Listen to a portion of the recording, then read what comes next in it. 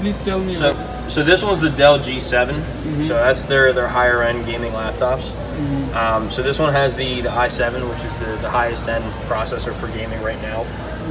It also has a 2070, which is going to be good enough for higher resolutions. And it's in a laptop, so that's pretty powerful for it. It also has a 300 hertz screen, which means the screen will refresh 300 times per second.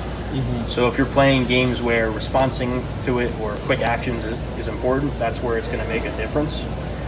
You do have less storage in this one. You only have 500 gigs, but you can increase that. If you go underneath and you put a screwdriver, you can take off the bottom and put a new hard drive in. It also has 16 gigs of RAM, so it's double the RAM of that computer. And you get the whole package in the laptop form factor. However, when you go into a laptop, the performance you get out of a laptop is going to be less than a desktop. And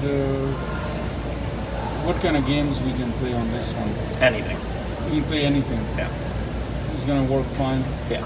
There's not going to be a question on what won't work. Okay. This is the top of the line? Yeah.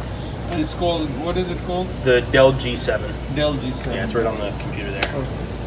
Alright, so that's